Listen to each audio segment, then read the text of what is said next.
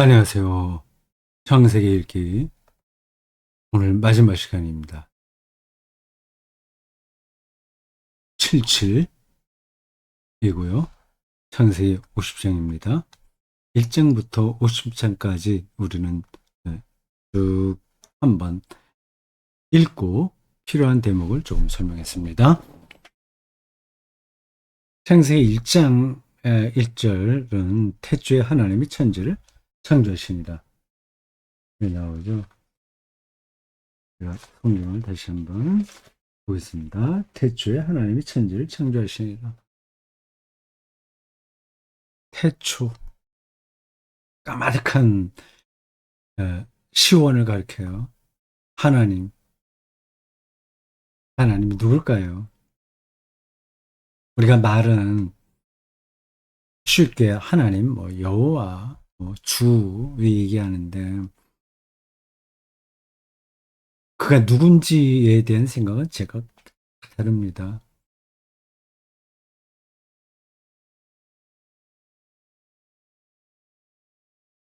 그 우리가 이 일상생활에서 하나님을 믿지 않은 사람들 혹은 기독교를 비난하는 사람들과의 대화에서 이 어려움을 겪는 이유 중에 하나가 이 하나님에 대한 개념이 정확하지 않기 때문입니다. 개념. 그냥 하나님에 대한 개념만이 아니라 뭐 창조라든지 사랑이라든지 하나님 나라라든지 교회도 그렇고요. 근데 모든 것들이 다 이렇게 어떤 테두리 안에 넣을 수가 없는 것들입니다. 개념적인 거예요. 삼각형 하면 이거는 딱 떨어지는 겁니다. 그러나 하나님 나라는 삼각형이 아니거든요. 그렇게 아무도 말할 수 없습니다.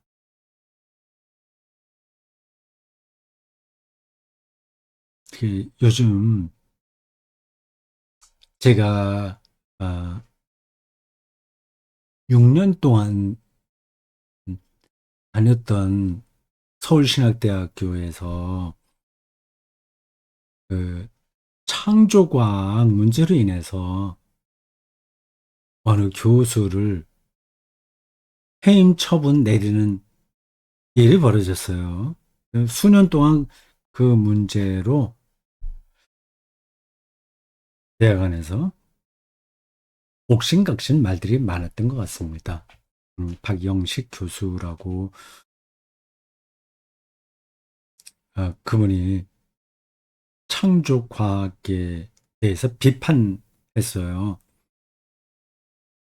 서울신학대학의 어느 코스웍인가에서 소위 말하는 창조과학 교수를 청빙했고 그 과목을 개설했던 것 같습니다. 예, 창조과학 아시잖아요.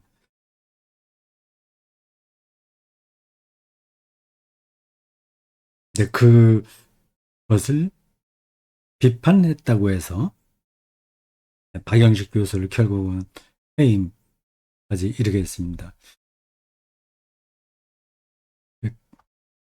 진화 문제예요.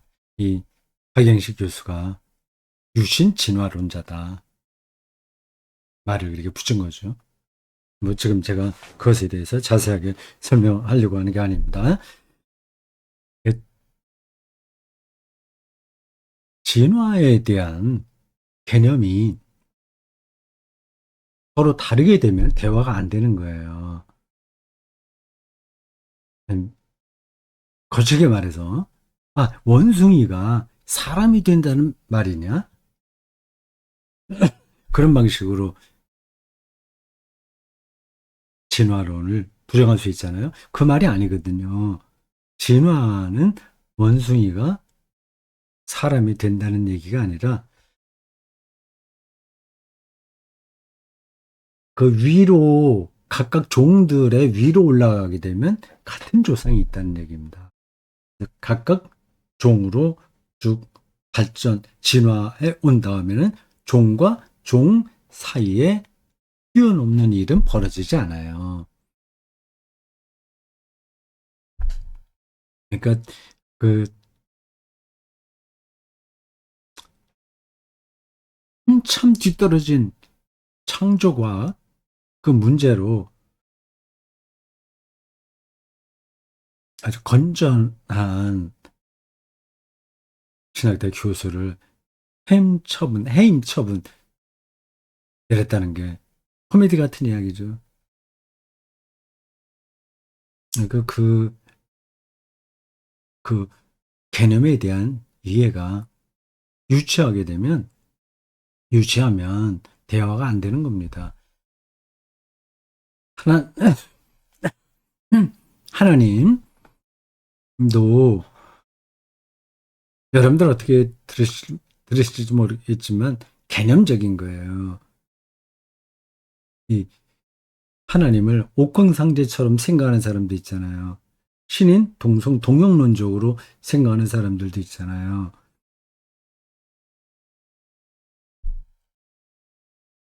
음, 그 자아를 수사시키는 방식으로 슈퍼 자아처럼 신을 생각하는 사람들도 있잖아요. 네, 그런 것들은 한국교회 목회 현장에서 자주 벌어집니다.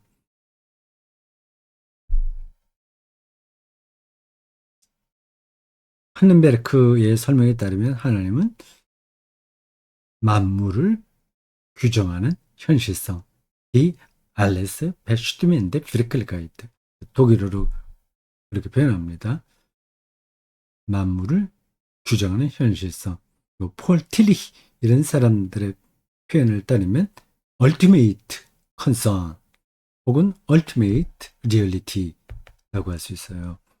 이게 이제 개념적인 거죠. 근데 궁극적인 게 뭐냐? 리얼리티가 뭐냐? 만물이 뭐며 그걸 규정한다는 게 뭐냐? 그런 것에 대한 이해가 충분해야만 하나님이 누군지를 우리가 이해할 수 있는 겁니다. 근데 이러한 이해가 한국 교회는 너무 부족합니다. 예, 창세기 1장 1절 태초를 뭘로 생각했어요? 그 창조과학회에서는 태초를 6천년 전이라고 주장합니다. 지구 6천년설을 얘기하는 젊은 지구론 얘기합니다. 유치하잖아요. 근데 그게 먹힌다니까요. 계몽 이전에 사고방식으로 사는 겁니다. 계몽이 절대적인 것은 아닌데 최소한도 계몽 이후의 시대에서 종교성을 이야기해야 되는 거죠. 계몽도 안 된 사람들에게는 하나님이 옥광상제처럼 아니면 산타클로스처럼 생각될 겁니다. 태초를 생각해야 되는 거예요. 시원적인 거죠. 그 만물의 시원성, 원초의 세계, 거기까지 우리의 생각이 닿지 않으면 성경을 말할 수 없는 겁니다. 성경이 이미 저걸 얘기하는데 왜 어, 교회에서는 하나님을 이야기할 때 빅뱅 138억 년 전 그 세계까지 이르는 그 시원적 그 시간과 공간을 생각할 줄 모르는 말이에요. 제가 종종 얘기하지만 정말 귀한 보석을 손에 들고 있으면서도 그게 보석인지 알아볼 줄 모르는 그 비슷한 일들이 교회 안에서 벌어집니다. 그걸 단순히 믿음으로 다 처리해버려요. 네, 간단하죠. 완전히 그 뭐예요. 그 원숭이 실험이 있지 않습니까? 원숭이에게 먹을 걸 줄 때마다 종을 쳤어요. 나중에 먹을 걸 주지 않고 종을 쳤는데도 침을 흘린다는 거 아닙니까? 그게 무슨 실험이지?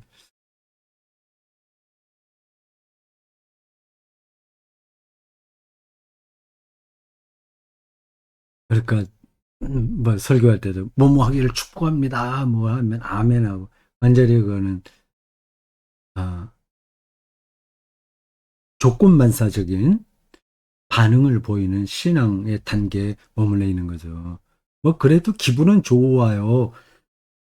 사람은 그렇게 어떤 군중 분위기에 휩쓸려서 자기를 초월할 수 있는 겁니다. 히틀러의 군중 집회에 가서 독일의 그 똑똑한 젊은이들, 지성인들이 얼마나 많이 자기 초월을 경험했습니까? 정치에서도 그렇고 종교에서는 두말할 것도 없고요.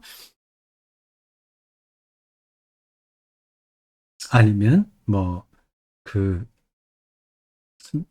가수들 노래 현장에 가서 하여튼 그 분위기에 휩쓸리는 거 아니 있지 않습니까? 그건 나름대로 종교 현상이죠. 태초, 하나님, 천지, 그리고 창조하셨다. 이런 문장으로 창세기 1장 1절을 시작하고요. 마지막 절은 요셉이 백세 주군이 애굽에서 입관하였다입니다. 천, 현재 창조로부터 시작해서 한 인간의 실존적 죽음을로 맞춰요. 뭔가 느껴지는 게 있죠. 이 거시의 세계와 그 미시의 세계가 창세기 안에서 이렇게 날줄과 시줄이 엮여서 천을 만들듯이 하나님의 섭리를 말하고 있습니다. 하나님의 태초 창조의 빛 아래서 우리 각자는 다 죽고 입관 그리고 무덤에 묻힙니다. 요즘은 이제 되게 화장을 하죠. 야, 창세기 마지막 50장을 보겠습니다. 여기는 야곱의 장례 그리고 야곱이 죽은 다음에 형들이 옛날 일로 자기들이 요셉에게 저지른 잘못으로 인해서 걱정할까봐 그거를 어, 다독이는 이야기가 나와요.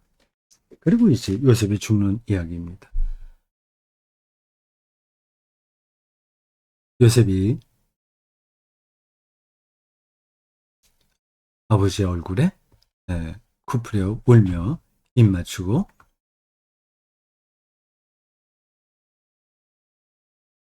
그 수종드는 의원에게 명하여 아버지의 몸을 향으로 처리하게 하며 의원이 이스라엘에게 그대로 하되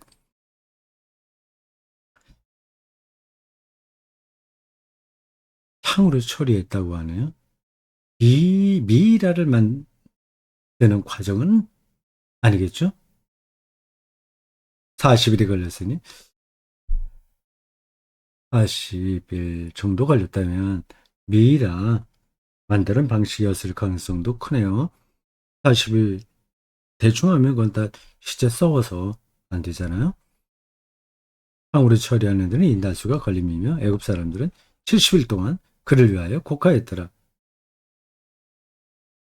곡하는 기간이 지나면 요셉이 바로의 궁에 말하여 이르되 내가 너희에게 은혜를 입었으면 원하건대 바로의 귀에 아르기를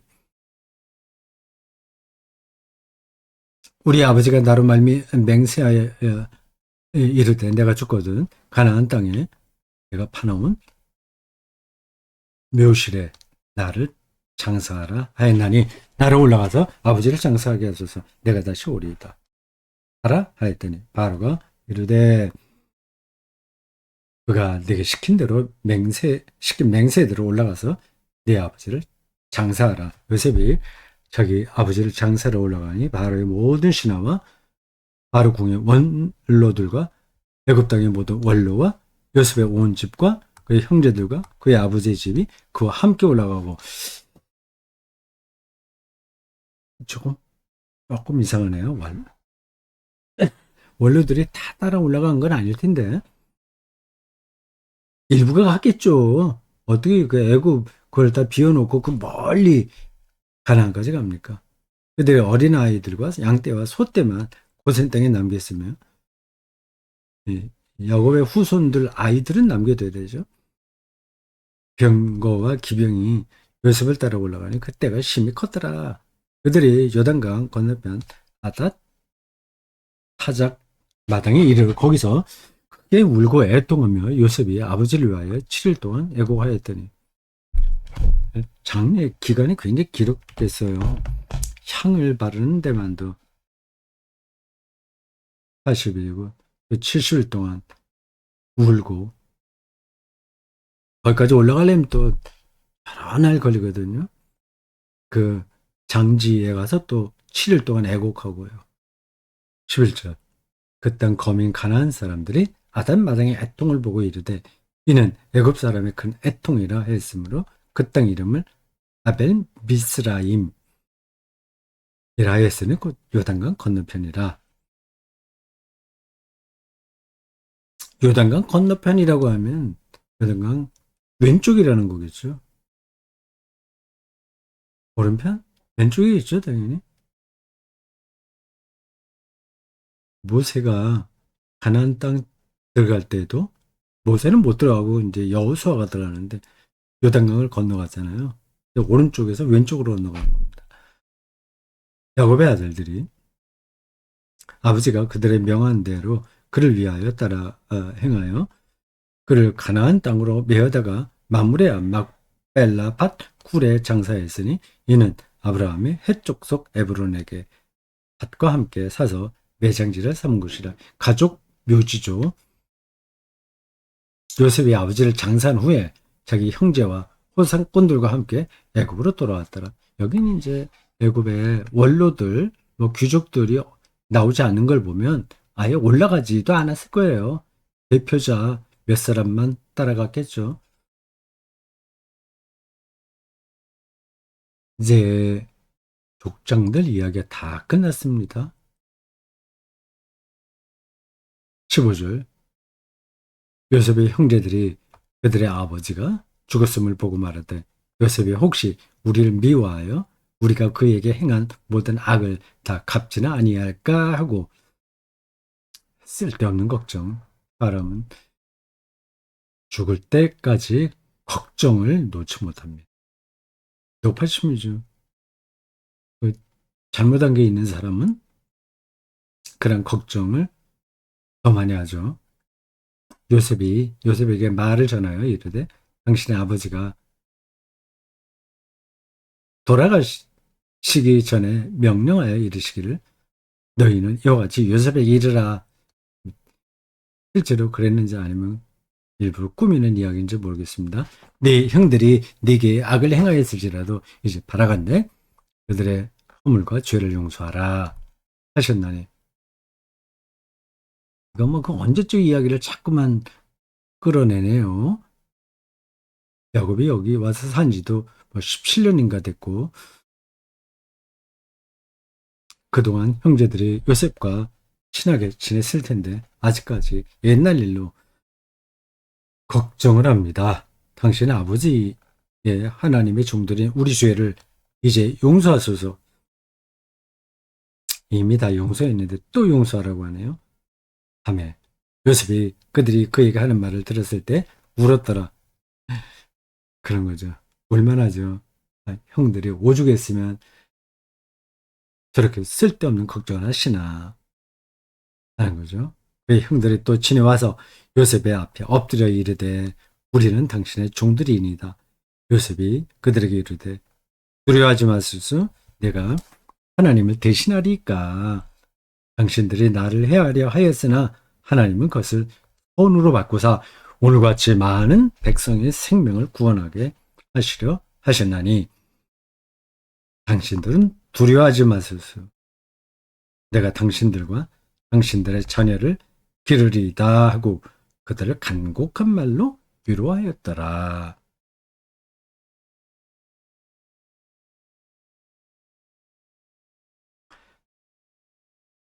자, 이제 창세기 50장 중에서 마지막 단락입니다. 요셉의 죽음이에요. 요셉이 그의 아버지의 가족과 함께 애굽에 거주하여 110세를 살며 에브라임의 자손 3대를 보았으며 그 둘째 아들 이름을 먼저 열거하네요. 므낫세의 아들 마길의 아들들도 요셉의 스라에서 양육되었더라. 이거 당연한 건데 여기 또 이렇게 표현되어 있네요. 므낫세가 요셉의 아들이고 므낫세의 아들이라면 요셉의 손주인데 당연한 건데 이렇게 나와요. 여기에 어떤 사연들이 숨어 있기는 할 겁니다. 창세기를 기록한 사람이 그 숨어 있는 사연을 다 밝히지는 않죠. 14절 요셉이 그의 형제들에게 이르되 나는 죽을 것이나 먼저 죽어요. 형들보다. 하나님이 당신들을 돌보시고 당신들을 이 땅에서 인도하여 내사 아브라함과 이삭과 야곱에게 맹세하신 땅에 이르게 하시리라 하고 끝까지 따라다니는 이름들입니다. 아브라함의 하나님, 이삭의 하나님, 야곱의 하나님.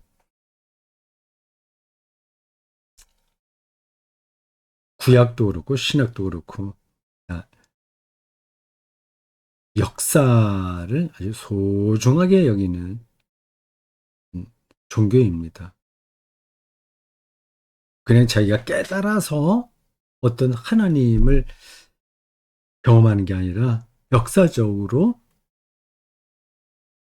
실존했던 사람들의 하나님 경험을 바탕으로 해서 하나님을 경험하는 거예요. 그래서 역사적 종교라고 하는 겁니다. 요셉이 또 이스라엘 자손에게 맹세시켜 이르기를 하나님이 반드시 당신들을 돌보시니 당신들은 여기서 내 해골을 메고 올라가겠다 하라 하였더라. 요셉의 그 해골을 나중에 가지고 올라갔나? 아직 제 머릿속에는 기억이 없네요.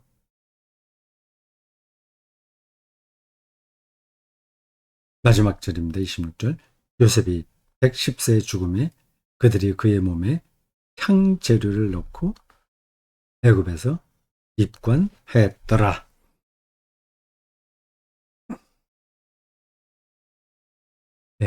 우리에게도 그러한 순간이 온다는 사실을 기억해 둬야 되겠습니다. 그 순간은 우리들에게 음?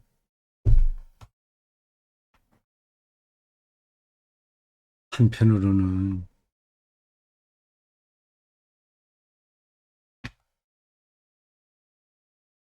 여기 여러분들 화면에는 마지막 밑에 절이 잘 안 보이네요. 그거를 보여드려야 되겠네.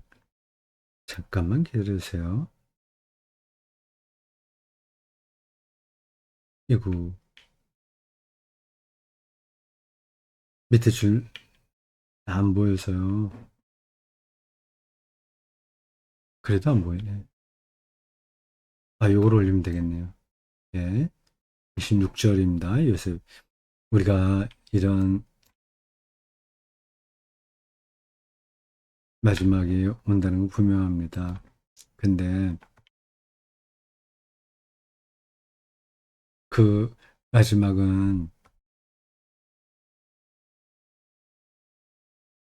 죽고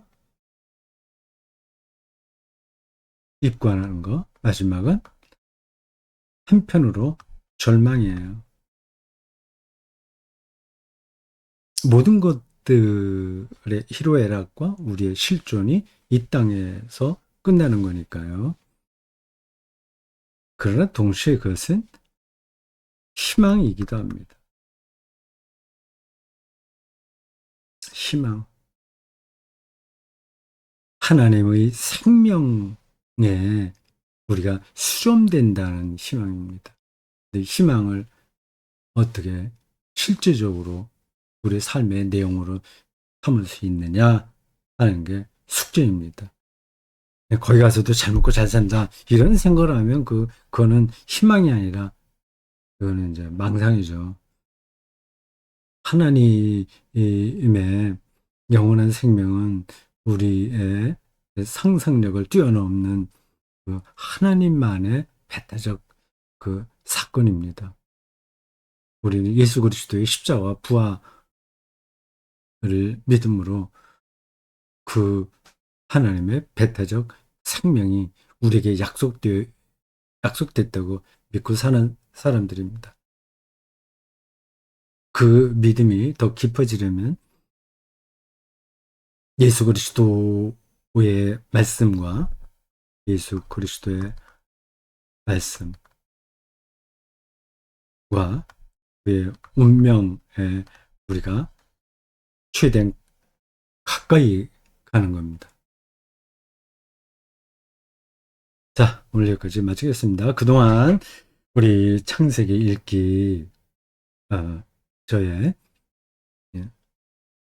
두서없는 그 설명에 귀를 기울여 주셔서 고맙습니다. 저에게 개인적으로 뜻깊었던 창세기 읽기였습니다.